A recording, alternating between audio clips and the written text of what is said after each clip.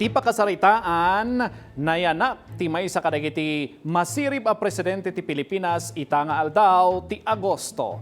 Iti panagtakip na ti kaunan napadasan ti Pilipinas naimaton babaan iti demokrasya nga estilo ti gobyerno, kalpasan ti nasurok talugasot at tawen panangimaton dagiti Kastila iti pagilian. Ada parang ni Anjel Kim Pengosro.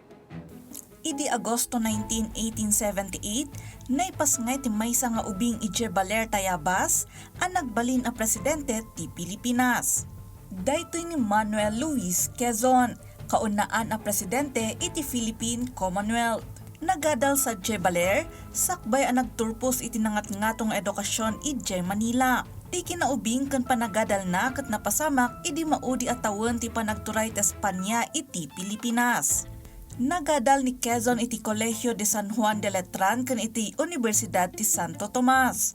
Nagturpos iti kurso a law. Nasukog ti karera na iti politika. Kabayatan ti Philippine American War, nagserbi ni Quezon a soldado sakbay nga intuloy na ti panagadal na kan simrek iti serbisyo publiko. Nagbalin na provincial fiscal nga iti agangay ket timapog iti national politics. Napartak ti panagrang ay ti karera na iti politika. Nagbalin ni Quezon akamang ti Philippine Assembly. Nagserbi pa'y akaunaan a Resident Commissioner ti Pilipinas iti Estados Unidos. May sa kadagiti kadakalan a panggap ti politika ni Quezon ket ti panagwaywayas ti Pilipinas. Nakipagtrabaho kadagiti daddo nga a leader ti Pilipino tapno makombinsir dagiti mamanday linteg nga Amerikano abigbigyan ti karbangan ti Pilipinas para iti panagwaywayas. Gapo iti dayta, naipasa ti Tidings McDuffie Act edi 1934 para iti transitional a Commonwealth government ti pagilian. Edi 1935, nabutusan ni Quezon kas umuna a presidente ti Philippine Commonwealth. Kas presidente, impamaysa ni Quezon ti panangbangon iti napigpig sa gobyerno, kan palangisagana kadagiti Pilipino para iti waya-waya.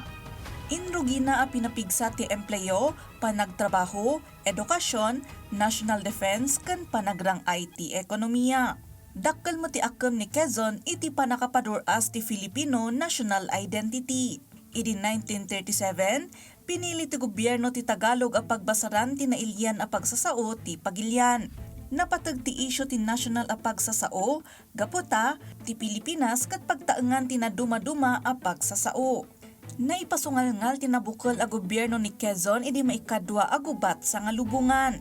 Kalpasan ti panangraot dagiti Hapon idi 1941, timakyas ni Quezon ken daddu mga opisyal ang nagturong iti Estados Unidos. Dita nabukol ti government in exile. Kabayatan ti kaadana iti Estados Unidos, kimmapoy ti salunat na. Nupain kagumaan na anang ibagi iti Philippine Commonwealth ken nangitandudo iti panagwaywayas ti pagilian. Pimusay idi Agosto 1, 1944, ije Saranac Lake, New York. Saan ang nagbiag tapno makita na ti Pilipinas ang magunod na ti waya-waya idi 1946. Agtaltalinaed ni Manuel L. Quezon arupa tinaandur a panangimaton iti maysa a pagilian para iti waya-waya. Ti panakalagip ti panagkasangay na tunggal August 19 ket mangipalagip iti tunggal pani ti biag ano daduma napnoan iti baligi. Bayat nga damo ti panawon ti liday ken un-unoy. Kasta tinaglabasan a biag ni President Manuel Quezon, tapno maipasdek ti agdama a gobyerno ti Pilipinas, anaa daw iti estilo ti Amerika. Makuna a demokrasya a panangimaton, agan ganasen ti tunggal Pilipino.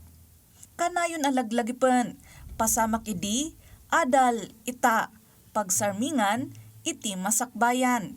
Anjel Kim Pengosro.